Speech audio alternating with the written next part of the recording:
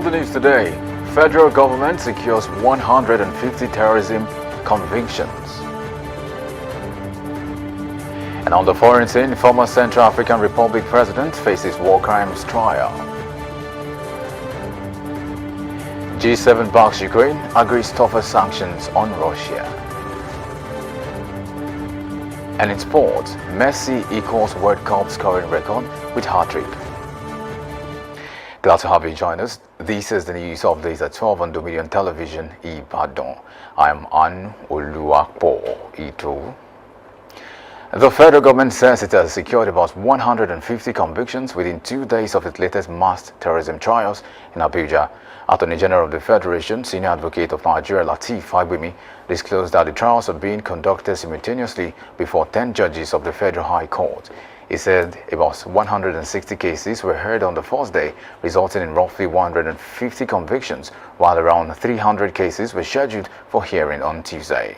Fagbemi added that the proceedings would continue throughout the week, describing the exercise as part of ongoing efforts to strengthen justice, accountability, and the fight against terrorism. Meanwhile, President Bola Ahmed Tinubu has approved the recruitment of 1,000 forest guards to strengthen security operations and combat banditry in Katsina State. Governor Dikko Rada disclosed this while briefing journalists after a meeting with Islamic clerics and other stakeholders in Katsina, stating that the forest guards would support conventional security agencies and community watch groups in securing remote and forested areas. The governor thanked President Tinubu for the approval and assured that the recruits would receive proper training and equipment to carry out their duties effectively.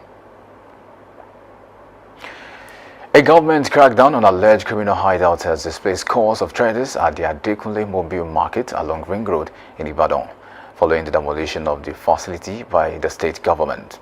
The affected traders said the market's demolition has not only destroyed their businesses, but also threatened the livelihoods of families who depend on daily earnings from the facility. Our correspondent Damilola Daudu, who visited the demolition site, has the details. Traders at the popular Mobile Market along Ring Road in Ibadan have appealed to the Oyo State government for assistance following the demolition of the market over allegations that it had become a hideout for criminal activities. The state government carried out the demolition as part of its efforts to tackle insecurity and restore order in the area. However, during a visit by our news crew, several market men and women expressed shock and disappointment over the exercise, describing the market as their primary source of livelihood.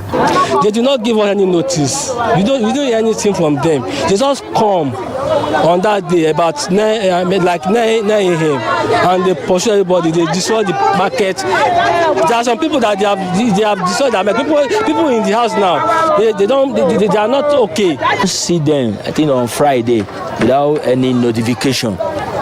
So when they came to demolish those places that already they told us they have approved to the developer, then they still they still come to this our side to demolish all our structure. We were not noticed before, no notice. They did not give us notice. They did not inform us. The Friday won't inform anybody. Wọ́n sọ anything, wọ́n notice wa ní rí notice kankan from anywhere. So asari pé wọ́n gbé tractor dé bí wọ́n ṣe ń wó gbogbo shop nu. Irú èmi tí mo bá yín sọ̀rọ̀ mi ò tí ì dé. Wọ́n bá mi já shop mi, wọ́n bá mi kó ọjà. Ìwọ̀nba tí wọ́n rí kó. Some of the traders said the action had thrown many families into hardship as proceeds from their daily sales are used to cater for household needs, pay children's school fees, and meet other financial obligations. While acknowledging the government's responsibility to address security challenges, they appeal for alternative trading space and support measures to help them recover their losses. Jọ̀ọ́ a bẹ̀ gómìnà wa kán jọ̀ọ́ kán ṣíjú àánú wò wá. Ibi náà láti ń tajà láti mú owó lọ sílé fáwọn ọmọ wa. Gbogbo wa tá dúró ìyọ̀pọ̀ èèyàn ló jẹ́ opó. Ẹ jọ̀ọ́ nítorí Ọlọ́run kán ṣàánú wa. So for now, we are now begging our government.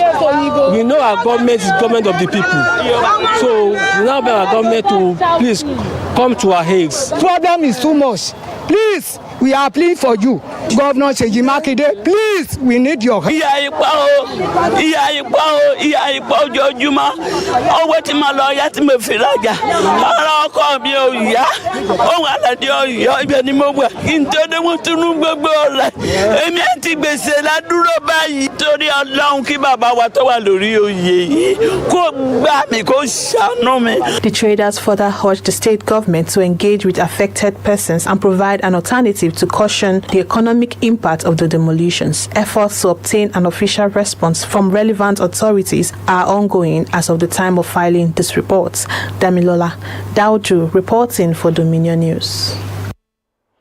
And moving on, now Ondo State Government has inaugurated a steering committee for the Safe Schools program as part of effort to protect students from kidnapping and other security threats.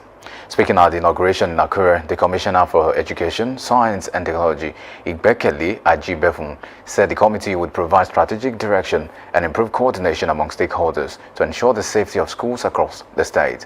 The committee comprises representatives of the Nigerian Army, the Nigerian Police Force, the Nigerian Security and Civil Defense Corps, Amotekun Corps, religious and traditional leaders, as well as parent-teachers associations. Meanwhile, Ajibefun, who chairs the committee, stressed that the success of the initiative depends on the active participation and commitment of all stakeholders. For many families, culture is a treasured inheritance, but for the Akperi Obisheson dynasty, it is also a tool for unity, identity, and development. This was evident as descendants from home and abroad converged in Ibadan for the annual Akperi Obisheson Day celebration, a gathering marked by cultural displays, renewed commitment to heritage preservation, and plans for community growth. Our correspondent Damilola Daudu has the details. The annual Akperi Obisheson Day celebration began with a colorful rally through major streets in Ibadan as members of the dynasty proudly showcased their rich cultural heritage and unity. The procession drew admiration from residents and set the tone for the day's festivities. After the rally, all road led to the celebration ground where the rich cultural heritage of the Yoruba people came alive as members of the Akperi Obisheson dynasty, along friends, associates and well-wishers gathered for the celebration. Guests adorned in elegant traditional attire filled the venue, creating an atmosphere of pride, excitement and cultural splendor. Speaking on the significance of the annual celebration, the Olori Ebi of the Obisheson dynasty, Professor Kolawole Abimbola Obisheson, said the event remained a vital platform for preserving the family's rich heritage, fostering unity among descendants, and passing down the values and traditions of the dynasty to future generations. We know who Akperi was and he still is to us. We can celebrate him 100 times in a year. He was a great man. It's not easily forgotten. In fact, he cannot be forgotten. He was a warrior, a good fighter. In his address, the Mogaji of the Akperi Obisheson dynasty, Mogaji Kayode Obisheson, described the past year as one marked by remarkable progress and unity within the family. He paid tribute to his late father, Professor Abimbola Obisheson, while appreciating the support of family elders, community leaders, and traditional rulers present at the event. Has been the best of the years of the Mogaji. And for this simple reason, we are united more than ever. Unity brings strength, peace, and progress. It allows us to achieve far more together than they could have been when divided. It fosters cooperation, mutual respect, and resilience, making us more harmonious and prosperous. As a result of our unity, as we look ahead, we recognize that our achievements are only the foundation of what is possible. Our vision is to transform Akperi Carnival into a global cultural brand. I extend my heartfelt gratitude to our elders for the wisdom and to our leaders for their guidance, to our sponsors, thank you for your generosity, and to every sons and daughter of Akperi who has contributed in one way or another. Your hands and hearts have been made this success possible. My special appreciation also goes to my dad for giving me this opportunity. Today makes a year when he actually passed away. The celebration attracted several notable personalities, including Honorable Okpeyemi Fatola, Barrister Lowo Obisesan, Mogaji Tunji Absat Jigon, Mogaji Ile Adewuyi, and Oba Kola Adegbola. Speaking with journalists, Honorable Okpeyemi Fatola commended the dynasty for sustaining its cultural heritage through the annual gathering. He noted that the events play a vital role in reconnecting young people with their roots and promoting a stronger appreciation of Yoruba tradition in an increasing digital age. It's historical because when you look at the Akperi family is an indigenous family in Ibadan. A warrior to be specific. If you go back in history, the history of their forefathers, they are along the Balogun line in Ibadan. They are warriors. So, and my friend happened to be the Mogaji of this great family. So what you are witnessing today is historical, and it started this about 5 years ago when it became the Mogaji. And I'm happy to be part of the history.